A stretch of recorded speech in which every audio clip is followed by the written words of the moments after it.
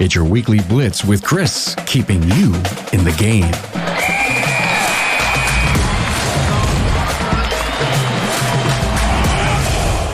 Hey, good morning, everybody. Chris Cotton here with your weekly Blitz.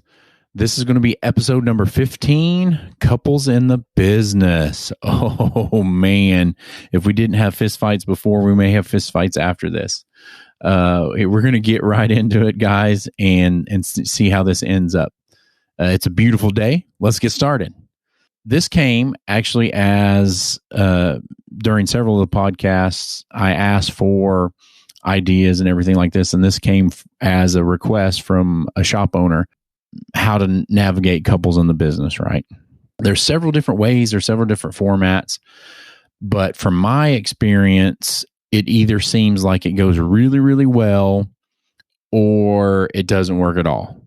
And I'm not sure exactly what that says about the relationship, but it is what it is, right? Either you can work together or you can't.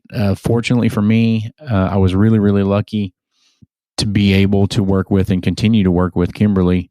We get along really well in life. We get along really well in business. And outside of my shortcomings, it works really, really well. Sometimes I tend to be closed off and not share as freely as I should. Personally, I think that comes from a place of protection maybe, but I don't make any mistakes about that. So sometimes Kimberly and I, mainly from her side of it, have to have a come to Jesus meeting, and she's like, hey, I need you to open up and talk to me about X, what's going on. And again, I don't do that intentionally, but I think it comes across that way, and I apologize for that. So couples in the business.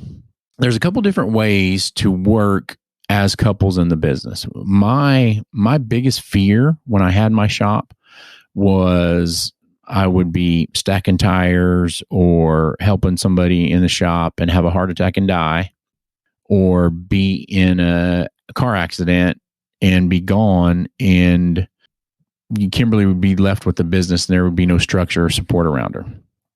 So the first thing, I kind of want you guys to think about that just a little bit. You know, what happens to you or your partner if the other one is gone suddenly?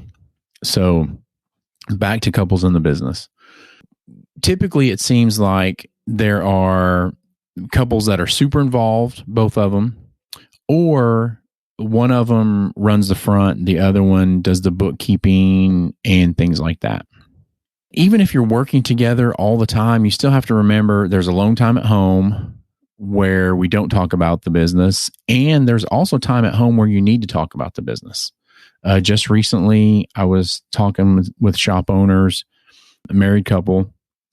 Business is everywhere, but they didn't spend time to where they were alone together focusing on the business.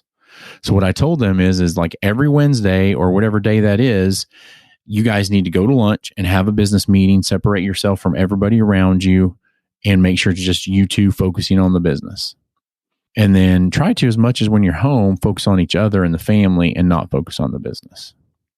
If you are new and you're bringing a spouse in, then you need to sit down and write up boundaries. What does her job look like? What does his job look like? What are the job descriptions for that job?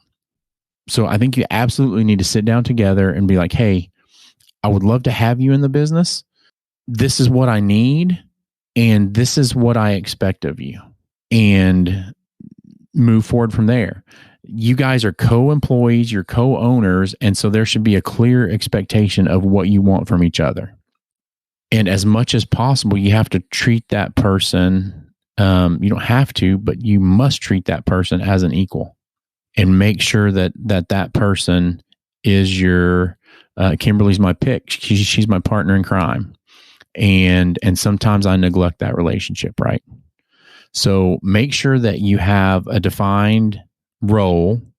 Make sure you have a job description for each other, and make sure you hold each other accountable. Make sure you call each other out on each other's bullshit. Who knows you better than your spouse? Who knows you better than your partner to help you advance the business? Nobody does. Not one single person. And so make sure you use your partner as a sounding board and make sure you ask for advice and get the advice and listen to the advice.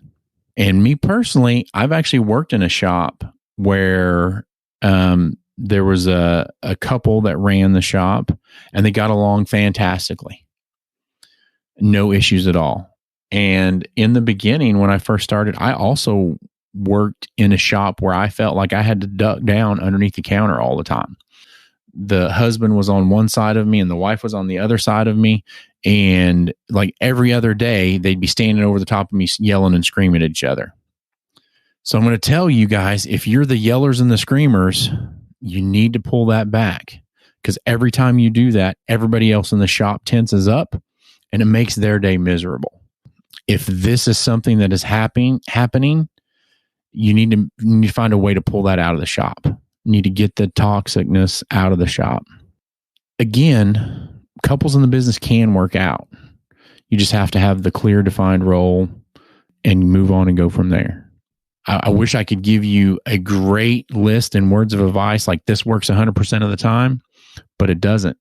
Know your partner, have fun at work and at home and in life, and enjoy the ride. This is Chris. This is episode 15, Couples in the Business. Have a great day, everybody.